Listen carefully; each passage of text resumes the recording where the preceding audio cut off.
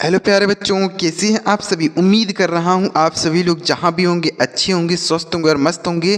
दोस्तों, आज की यह वीडियो आप सभी के लिए बहुत ज़्यादा इम्पोर्टेंट है।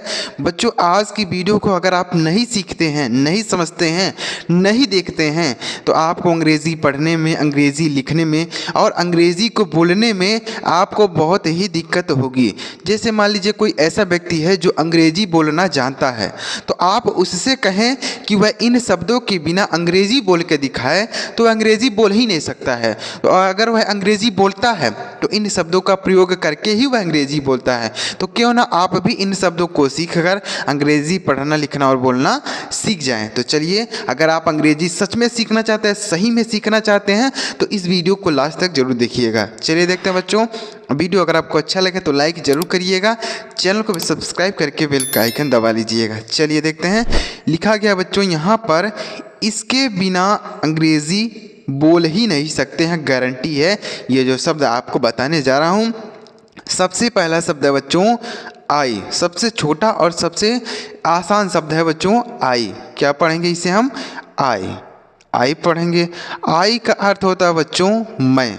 यह आप सभी को पता होगा, मुझे भी पता है, लेकिन ध्यान देने वाली बात यह है बच्चों कि यह जो आई है बहुत ज़्यादा यूज होता है। अगर आपको कुछ बोलना है, अपने बारे में बताना है तो आई का प्रयोग करेंगे। जैसे मैं एक छात्र हूँ तो बोल सकते हैं आई एम ए स्टूडेंट। मैं एक छात्र हूँ, आई एम ए स्टूडेंट। मैं पढ़ता हूँ, आई रीड। मैं पढ़ता हूँ, आई रीड।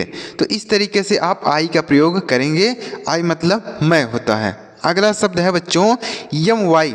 इसे हम पढ़ेंगे माई। क्या पढ़ेंगे? माई। यम वाई माई।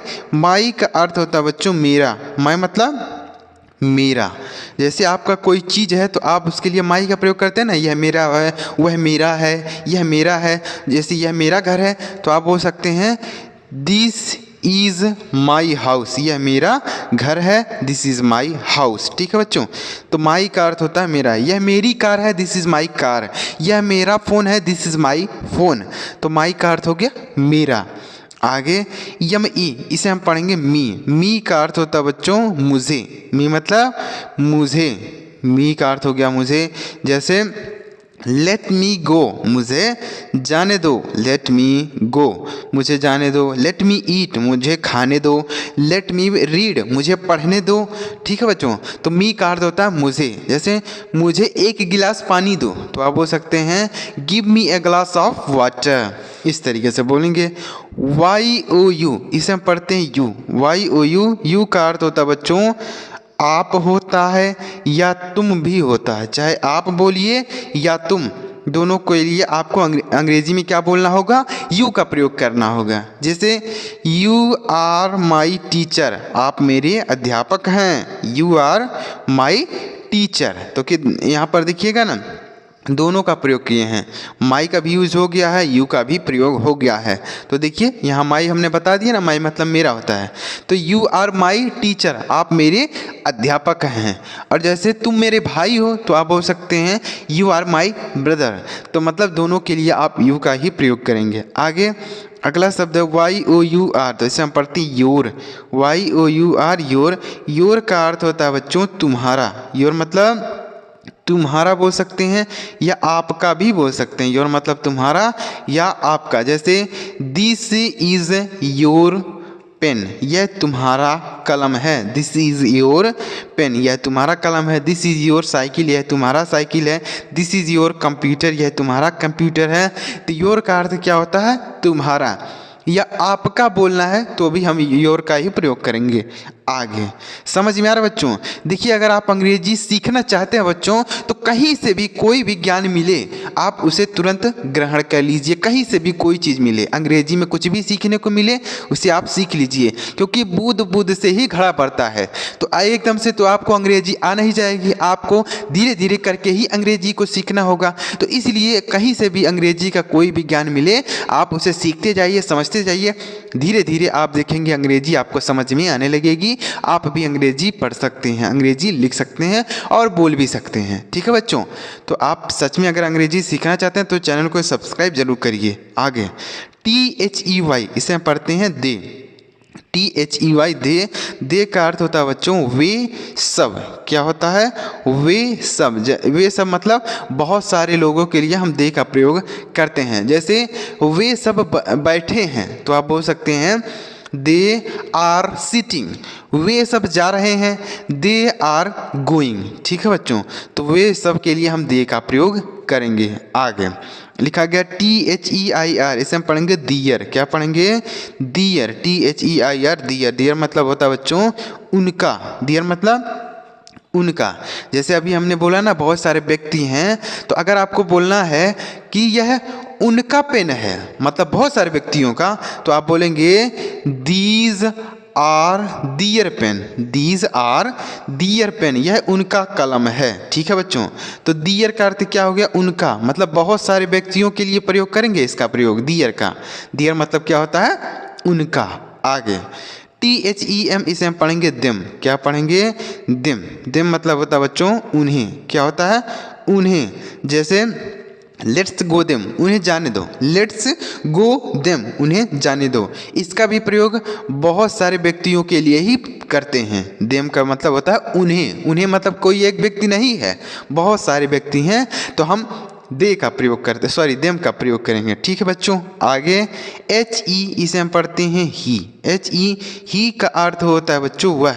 यह किसी पुरुष के बारे में अगर आपको बोलना है कि वह बैठा है, वह जा रहा है, वह सो रहा है, वह खा रहा है, लड़का के बारे में अगर बात करना है तो हम ही का प्रयोग करेंगे। जैसे वह पढ़ रहा है, मतलब कोई लड़का है तो बोल सकते हैं ही इज़ रीडिंग, वह पढ़ रहा है। ही इज़ प्लेइंग, वह खेल रहा है। मतलब लड़के के बारे में बोलने के लिए हम ही का प्रयोग करेंगे। ही मतलब वह होता है। आगे WE, इसे हम पढ़ते हैं वी। WE we. वी का अर्थ होता है बच्चों हम। वी मतलब हम। जैसे वी मतलब क्या होता है? हम। जैसे आप बोल सकते हैं वी आर सीटिंग, हम सब बैठे हैं। वी आर सीटिंग, हम सब बैठे हैं। तो वी का मतलब होता है बच्चों हम सब, यानी बहुत सारे व्यक्तियों के लिए भी हम वी का प्रयोग करते हैं। जैसे हम के लिए हम वी का प्रयोग करेंगे, एक व्यक्ति के लिए नहीं करेंगे। जैसे आपको बोलना है हम बैठे हैं, तो हम एक व्यक्ति नहीं रहेगा, बहुत सारे व्यक्ति रहेंगे तो ही हम वी का प्रयोग करेंगे। ठीक है बच्चों, लेकिन अगर आपको बोलना है मैं बैठा हूँ, तो एक आई का प्रयोग कर सकते हैं, अपने लिए बोलना है, लेकिन बहुत सारे व्यक्तियों के लिए आप वी का प्रयोग करेंगे। आगे OUR, इसे हम पढ़ते हैं आवर। OUR, आवर पढ़ते हैं। आवर का अर्थ होता है बच्चों हमारा। आवर मतलब हमारा। जैसे यह हमारा घर है, यह हमारा कार है, यह हमारी बाइक है, तो आवर का अर्थ क्या हो गया? हमारा। जैसे यह हमारा घर है, दिस इज़ आवर हाउस, यह हमारा घर है, दिस इज़ आवर हाउस। ठीक है बच्चों, तो आवर मतलब क्या हो गया? हमारा। आ गया समझ में? आगे अगला शब्द है आवर। चलिए 2 बार आवर टाइप हो गया, कोई बात नहीं बच्चों, हमने इसका बता दिया ना, आवर मतलब होता है हमारा। आगे देखते हैं अगला शब्द है बच्चों US, इसे हम पढ़ते हैं अस। क्या पढ़ते हैं? अस। अस का अर्थ होता है बच्चों हमें। क्या होता है? अस मतलब होता है हमें। जैसे गो अस, हमें जाने दो, गो अस। तो अस मतलब क्या होता है? हमें। आगे अगला शब्द है HIM, इसे हम पढ़ते हैं हिम। क्या पढ़ते हैं? हिम पढ़ते हैं।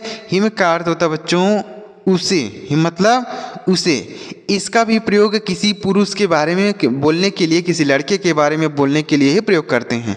जैसे अगर आपको बोलना है यह उसका साइकिल है, तो उसका मतलब किसका? यहाँ उसका के लिए हम हिम का प्रयोग नहीं करेंगे बच्चों, उसे। जैसे उसे मत मारो, तो कोई लड़का के बारे में बोलना है तो ही हम हिम का प्रयोग करेंगे। हिम मतलब होता है उसे। जैसे डोंट बीट हिम, उसे मत पीटो, उसे मत मारो, डोंट बीट हिम। तो मतलब यहाँ पर कोई लड़का है, उसके बारे में बोलने के लिए हम हिम का प्रयोग करेंगे। आगे HIS, इसे हम पढ़ेंगे हिज। क्या पढ़ेंगे बच्चों? हिज।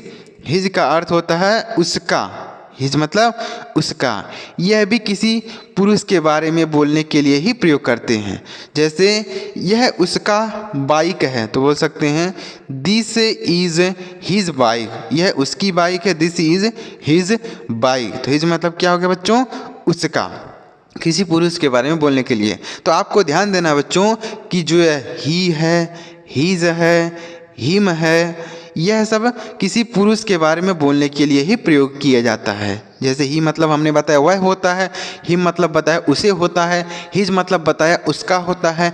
ठीक है बच्चों, तो यह तीनों जो होते हैं यह किसी पुरुष के बारे में बोलने के लिए ही प्रयोग करते हैं, महिला के बारे में नहीं। ठीक है बच्चों, याद रखेंगे।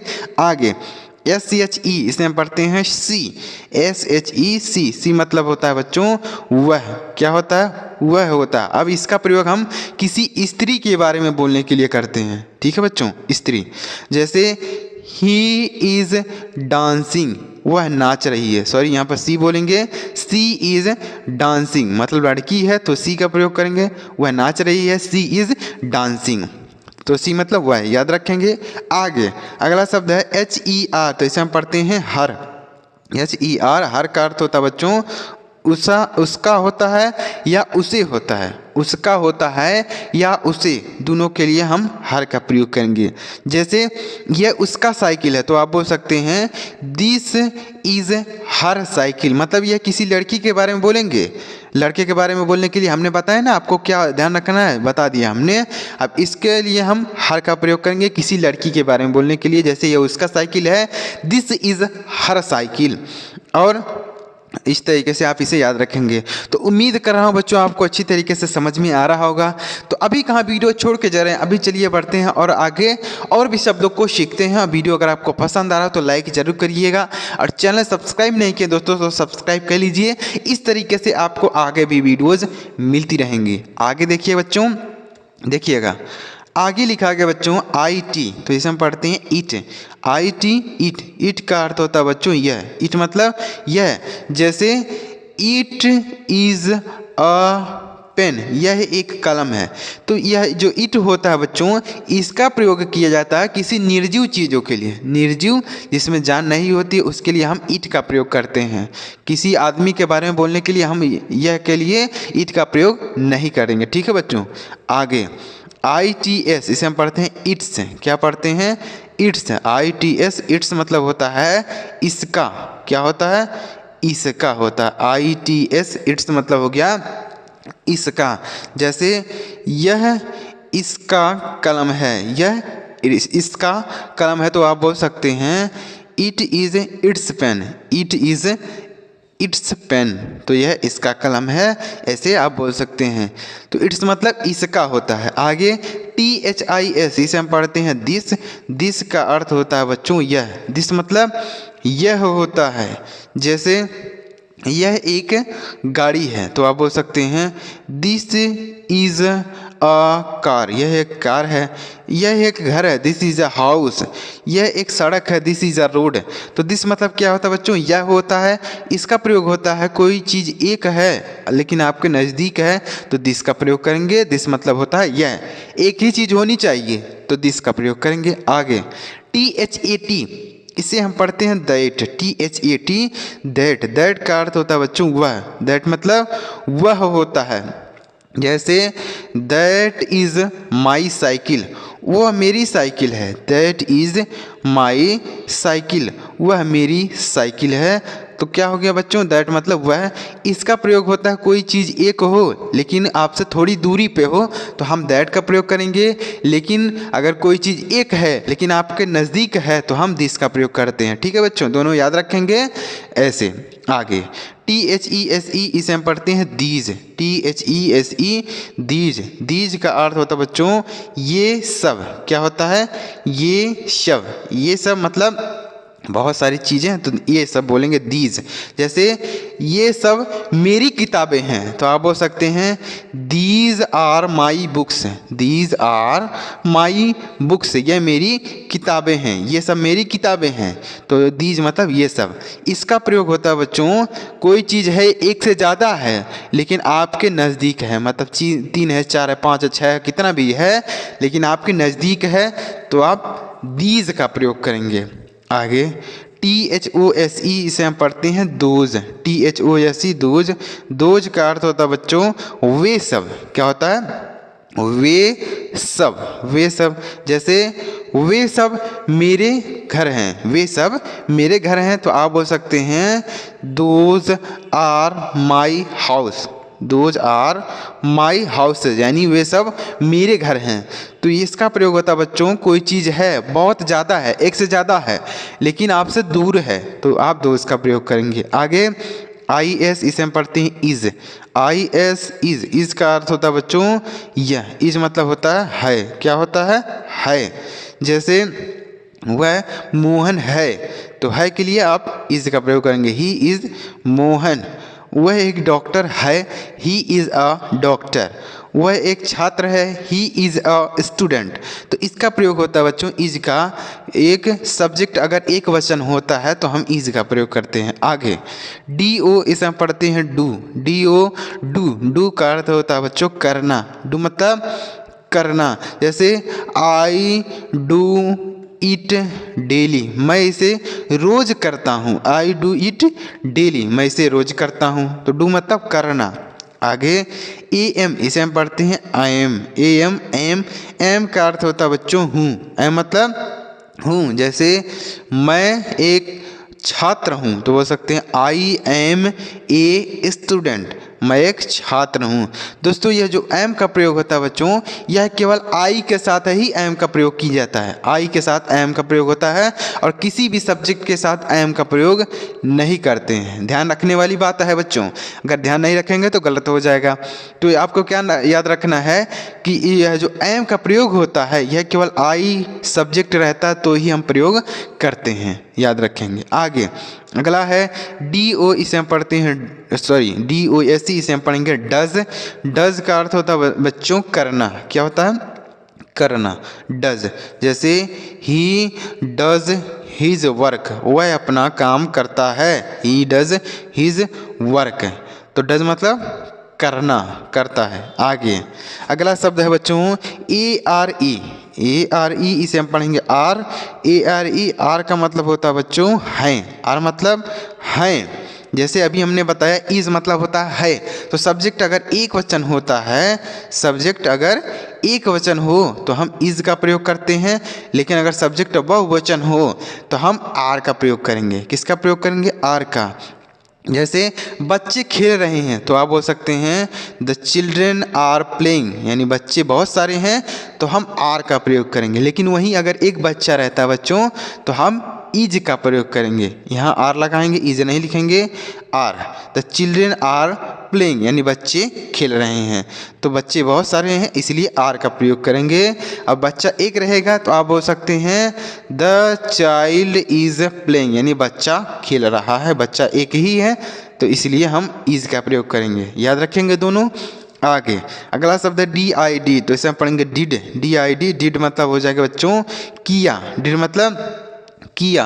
जैसे आई डिड दिस वर्क, मैंने इस काम को किया। आई डिड दिस वर्क, मैंने इस काम को किया। तो दिस मतलब क्या हो गया? वर्क। दिस मतलब हो गया यह, और यहाँ पर डिड का अर्थ हो गया किया। आगे एच ए एस, तो इसे हम पढ़ेंगे हैज़। क्या पढ़ेंगे बच्चों? हैज़। हैज़ का क्या अर्थ होता है देखिएगा, हैज़ मतलब होता है बच्चों पास है। पास है, पास है का क्या मतलब? देखिए जैसे आपके पास कोई चीज़ है, आपकी है, तो आप उसे कैसे बोलेंगे? जैसे मेरे पास एक कार है तो आप कैसे बोलेंगे?